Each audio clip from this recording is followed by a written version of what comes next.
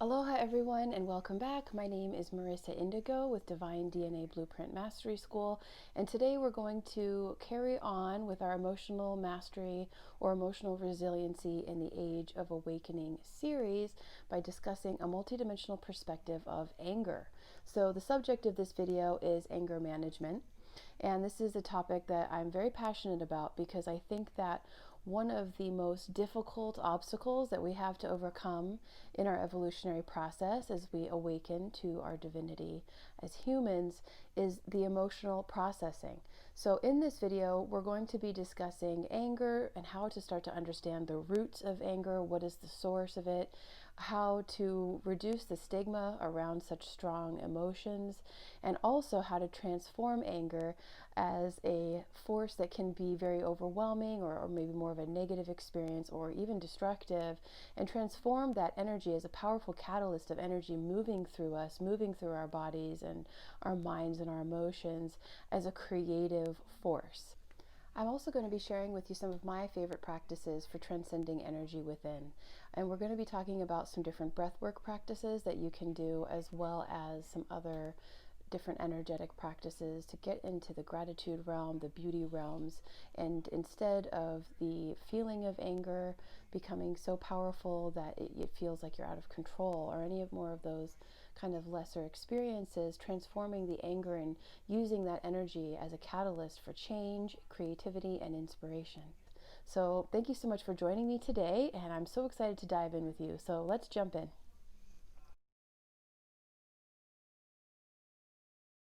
So our topic today is anger, and we're going to be looking at it from a holistic, holographic, multidimensional, or quantum perspective.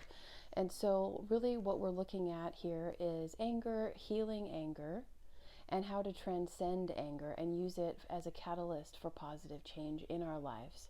So we're going to be talking about many layers of the topic here, many layers of the energy of anger. So I wrote quite a few notes on this because it's a vast topic and I wanted to include everything from my own journey. I think it's best to teach what you know. So here we go. So firstly, on the subject of emotions, every subject that we explore here is actually many subjects, many layers to this. So there's never a black and white, simple, polarized response or understanding of any subject, and especially anger. So we live in a quantum reality, so the whole is the sum of its parts. We were born and most of us grew up into a linear reality, so we are learning now how to manage our holographic or holistic quantum nature. So on the subject of anger and emotions, I first wish to say that sometimes we are so numb in our experience that anger or rage could be the first emotions that we actually begin to feel on our awakening journey. A lot of us have had to stuff our feelings in order to survive and to kind of not feel, numb out, in order to make it to a certain point. And then for each individual person, there's a stage on the journey of ascension, on the awakening process, where we're ready to feel, because you have to feel it to heal it, right? So these emotions can actually be very scary because they are so powerful and they seem to always be bubbling under the surface. So for me personally, anger was the first emotion that I felt in my preteen years due to the various traumas I was exposed to in my childhood. It was very strong. I felt out of control. I felt like there was always just this kind of volcanic potential that I could just get triggered so easily, and I could fly into a rage very easily. They say I had a chip on my shoulder the size of the continental US. Another very important point to consider here, in addition to maybe our lifestyle or our childhood kind of experiences with trauma, is our cultural background, our ethnic background, our astrology, and our Ayurvedic constitution or dosha. So sometimes we could have a really potent amalgam of all of these aspects of our beingness, where maybe we have more fire in our nature of being, in our elemental nature of being. So not only do you have the potential of trauma growing up and unprocessed emotions that have yet to be worked through, but you could also have the added bonus of the challenge of having a fiery constitution with Ayurveda or even your astrology. Not only that, but various cultures have different ways of dealing with emotion, and that's just something that I wanted to insert here, is that in the West and possibly the entire planet, there's a stigma around emotion.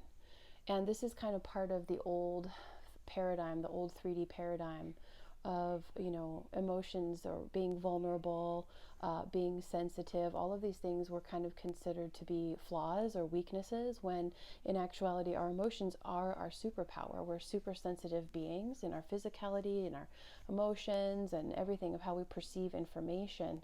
And again, we talked about this in the first video on emotional resiliency, but emotions are energy in motion. They're fluctuations or vibrational frequencies that flow through us. And one of the things that's really important that we have to discuss here is not only to remove the stigma of feeling, because that's what makes us human, and it's part of our divine superpowers, but also remembering that this is a quantum experience. So we could have some anger from childhood, but once we process it, it's not really hanging out anymore. A lot of the times when we have roles, identities, experiences, I am this, I have that, we can get stuck in that. And the nature, the truth of reality is not a box. It's like a bunch of beautiful flowing squiggly lines. We are always in flow.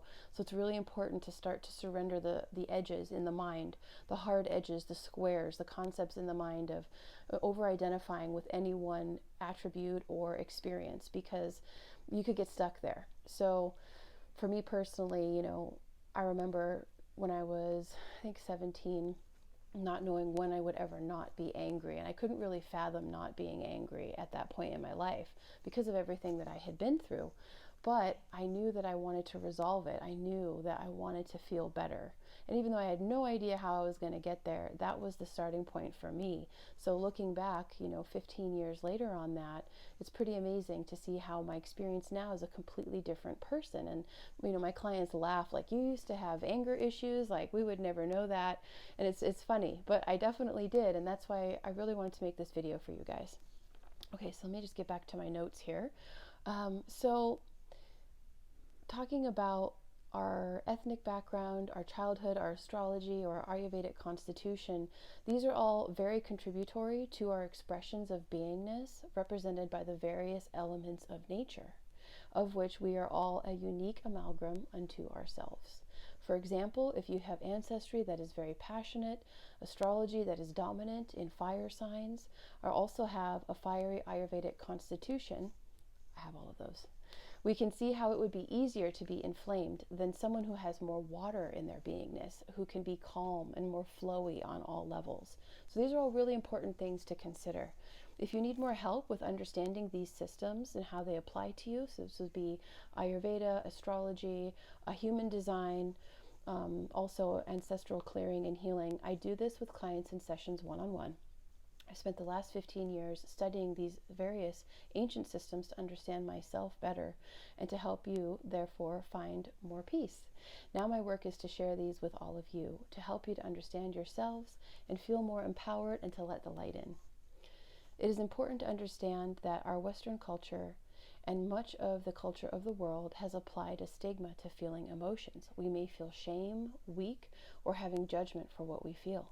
This ties into my previous video about emotional resilience and beginning to understand that our emotional experiences or information being presented to us on a vibrational level that we feel very strongly, and in this case, very palpably or viscerally, it can be very uncomfortable.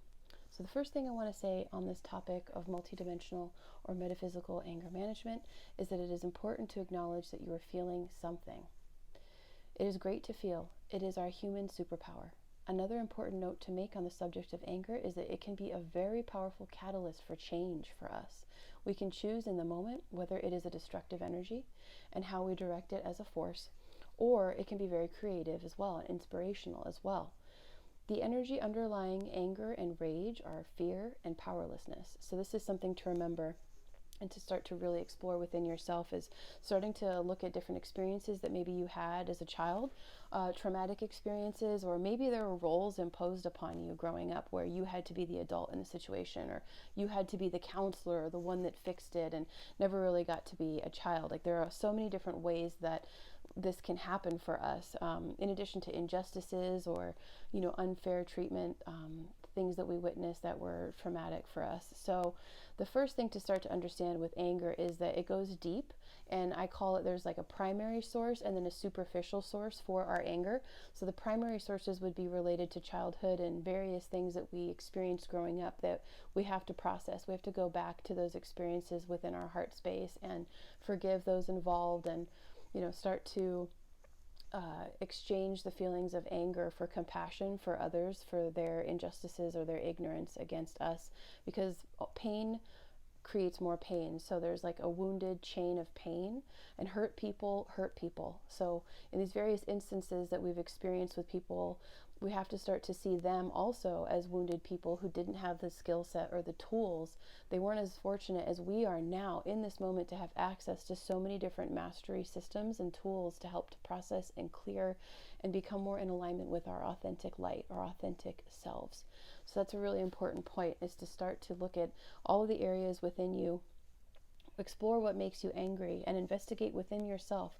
Dive deep to discover the roots of that anger. With all of our work of internal processing of emotions, we are always led back to the same cluster of traumatic events or experiences.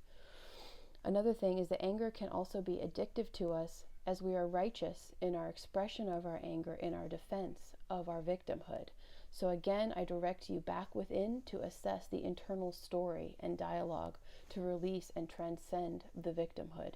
That's just one aspect of our beingness. We're not meant to be a victim forever. We're meant to experience that so that we can have compassion and relate to others who have been in that situation and evolve past that state of beingness. This is where I was saying, don't get stuck in any identification of this happened to me and that person did this. Okay, yes, that did happen. So what can we take from that? What can we learn from that? How can we expand from that instead of stagnate? Because we won't be happy there.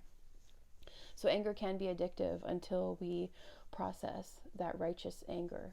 And that's where compassion comes in. It's taking the next level of this processing, of this experience.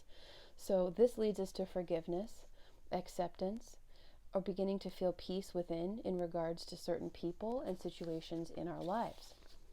Clients ask me, how on earth can I be free of my anger? It's so embarrassing. It takes over. These are all experiences I definitely can relate to. And it's actually really neat. I wanted to share that in January of this year, I was moving, and I actually found a journal from 12 years ago when I used to write all of my goals for myself. And it was really amazing because I had forgotten how I felt at that time.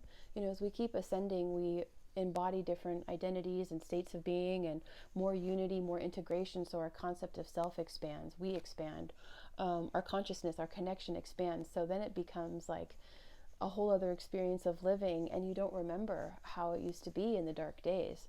So it was really amazing for me to find this journal, because I'd forgotten how I had felt at that time, the powerlessness, the wanting to feel better and to learn how to do better, and feeling like my emotions were so strong but they weren't really in alignment with my authenticity, all that kind of stuff. In that journal, I had written that I wished to be free of my anger because I wanted to heal my anger. And reading that now and this year in 2020 was so amazing, because we see the various studying, all the work I've done on myself, I've accomplished this piece that I was so lacking at that time. And that's just another really important thing to remember, is don't judge yourself or get stuck or feel mired in and down and just stagnant with wherever you are. Knowing that it's not really you, or that you know that you could feel more peace, or trying to discover what your authenticity is, that's the piece you want to hold on to, because then you'll be led in your life experience to various teachings and systems, or teachers and books and all kinds of wonderful resources, and that's why I put these videos out for you guys, because I understand that process. So don't get stuck with where you are and just think, oh, I am this and this sucks and I hate it. Try to go the next level up, the next step up on the ladder here, or the stairwell of the ascension process, and ask, okay, how can I? The open-ended questions. How can I be free of my anger? I wish to be free of my anger, or whatever it is that you're dealing with. That's what I did. And so you can see by asking, we are led through our process. And so I wanted to share, this was the answer to that call. So when I was 17, 16, I believe, the first Buddhist book that I ever found it's called The 7-Point Mind Training. And I remember reading about anger, and in the text, the author was saying, and sharing the ability to be able to thank people in our experience for making us angry, because they're showing us where we have work to do within. And I remember my mind being completely blown at this point. I remember thinking, wow, how could that ever be possible for me? So a really neat perspective that all of these experiences are activations. They're all a catalyst for our expansion.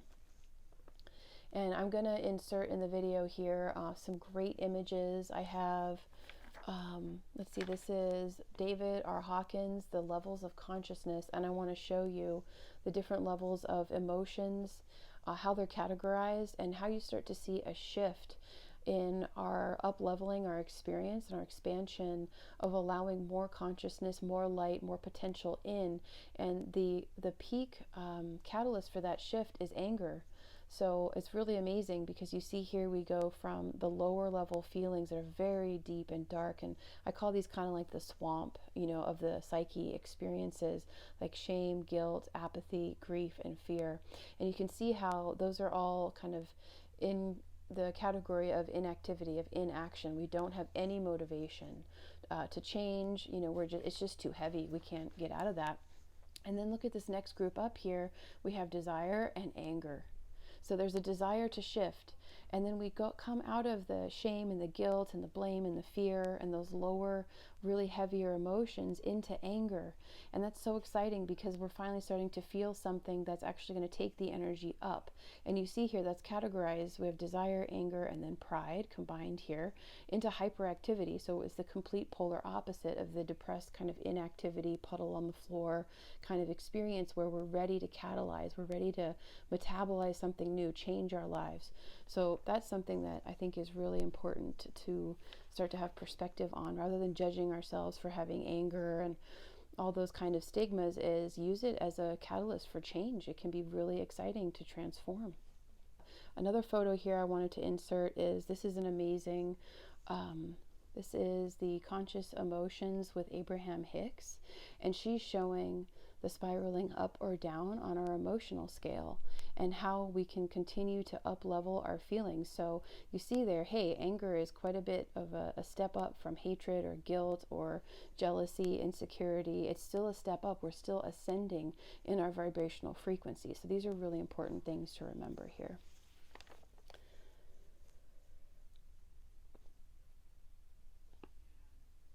And let's see, I was going back to my notes here. Another way that anger comes out for us is control, the control freak. So we may not be outwardly angry or hostile, but we're extremely controlling, extremely regimented. And when things get out of alignment with our schedule, our expectations, we could just blow up. That's something that you'll see, because the force of anger is so powerful. It's trying to find a direction. It's trying to find a way to become productive instead of destructive. And so the control freaks kind of habit, I used to do that too. It's also very like a conditional kind of living. So anything could just send you into a state of unhappiness or anger or even rage because this didn't work out, or that person did this, or I didn't get enough sleep. It's a totally conditioned state of living, which is a very volatile place to be, because we can't control everything. That's all an illusion. Life happens while we make plans. So that's one way. For those of us who are more passive, passive aggressive with our anger, it can come out in the need for control. And just remember again that the roots of the anger and the need for control are fear. And that's coming from a sense of disempowerment. So you can start to see and trace back down, down, down underneath. You got to go under the thoughts that you think you're thinking, deep down into the layers of the experiences that originally disempowered you, or caused a lack of confidence, or carrying around a state of victimhood. Whatever these states of not feeling whole, not feeling powerful enough. Another aspect is the need to be right. And I see this in a lot of people. I was that way as well. It's just this, we have to be right.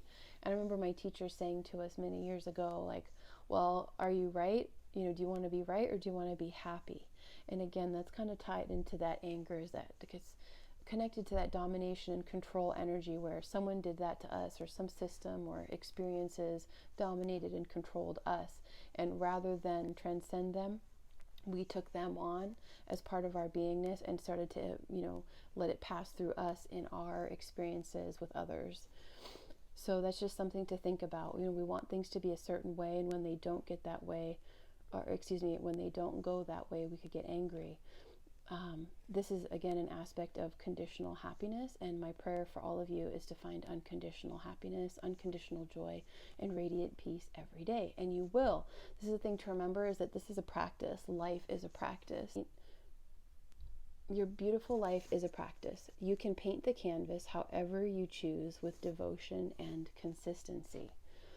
In addition to looking at anger as a potentially creative force, it's also very helpful to start to understand all of our experiences which elicit some kind of a response or a strong reaction inside of us are all opportunities for us to activate ourselves.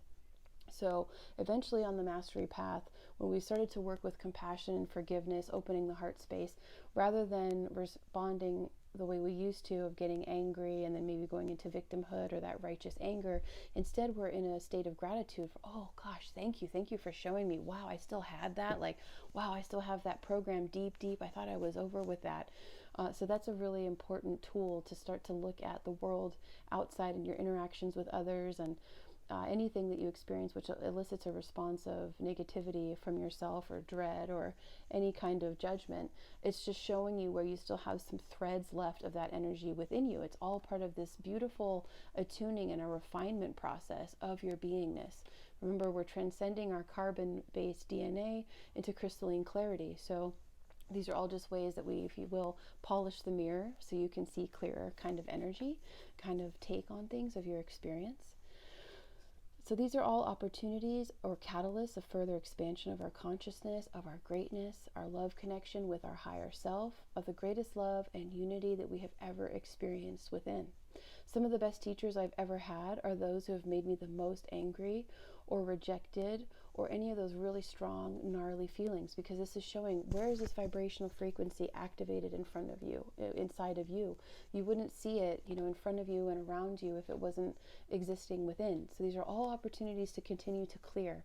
So if you can start to look at this through the lens of some of us like the video game analogy, or this is a movie, this is a play, and you're the director and all the actors, and you can do the scenery and all of that kind of stuff. Starting to take a different perspective on all of this, more of a holistic and multidimensional perspective, so that you can heal the anger, receive the teachings, be so grateful, have your heart open, instead of giving your power away to these feelings, just looking at them as teachings for your mastery. I also wanted to share the reason I felt so compelled to share this video, in addition to my passion about helping us with emotional clearing, is that we are having 3 really powerful astrological aspects. The first one was August the 24th, Mars square Saturn. Mars square Saturn. So we have Mars as revolutionary, can be a warrior energy, independent, squaring, which means like literally butting heads in the sky, with Saturn, who is the ruler of structure, structures, foundations, systems. So you see this energy, it's a contentious energy, and it's a really powerful opportunity for all of us to see, wow, where do I still have these frequencies within me of, violence, even rushing around. Like rushing is violence, when we get into the shamanic perspective, rushing, any hostility, any judgment, any of those really kind of more violent energies. So the first square was August the 24th. The next one's coming up on September 29th. And the final is going to be January 13th in 2021. So this is the Purge theme. It's ramping up. The last, few months of the year and into January is extreme times for the purge. And that's why I wanted to do these videos on emotional processing, so that you could start to see your emotions for the holographic teachings that they are, and start to identify the authentic self. What does the light of the authentic self feel like? Yes, we could be angry for a moment. Something could make us angry for a moment. So can we, instead of, letting it take us over, can we start to do the deeper work, so that, first of all, that rage, any of the stronger anger responses where we're reactive and, without being able to come from a peaceful or calm space, we need to do that internal work first, to dive deep, to release And there are many opportunities to do that with ritual. If you need help with ritual, you can go to my website on the blog, divinednablueprint.com. I have a whole article about ritual and different ways to work with these galactic portals that we have. The 9/9 tomorrow on Wednesday is a very powerful completion portal. So these are wonderful times to start just, resolving, I'm ready for my ascension process to go to the next level. I really want to work with the anger with the institutions, anger at my parents, anger at society, anger at COVID, whatever it is that you're working through, start to purify your experience of that. So the most immediate way to master your life, your emotions, and affect change is to begin to honor yourself and to prioritize your alignment every single day. The best way to do this is to have a little meditation ritual in the morning. You could have your coffee or your tea if you do that kind of beverage in the morning, and have a little meditation where you are focusing on your mighty I am presence and starting to invoke that, getting into the gratitude space. Make this a ritual, which is as important as breathing. Your alignment is as important as oxygen is to your physical body. It's going to help you respond from a place of power and peace and unity and love and gratitude and compassion, and really feeling like, yeah, I got this, These is intense times, but I have a sense of mastery of myself and my abilities here. So then we can share that wisdom and empowerment with others and continue to inspire everyone to live from their center in their authentic light.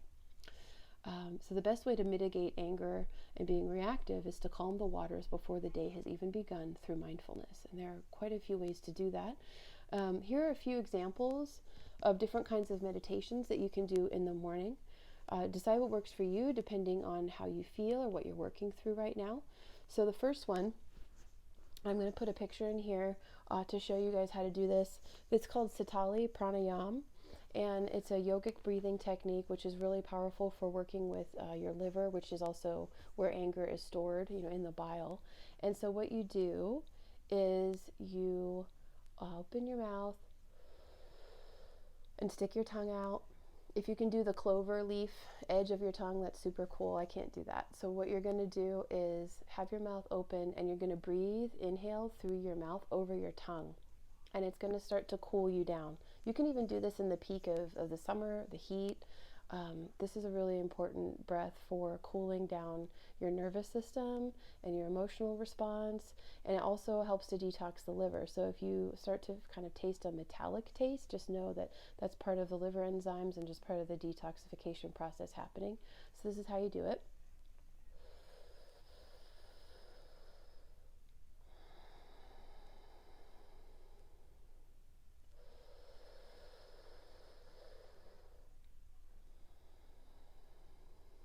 Do one more. So inhaling over the tongue, exhaling through your nose.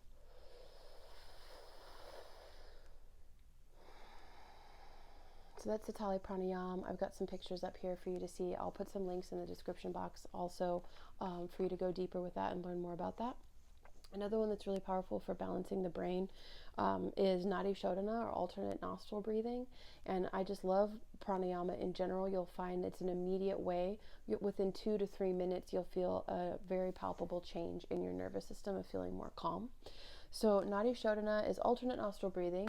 And so what you're going to be doing actually is breathing through one nostril at a time. And you're going to be using your thumb and your ring finger.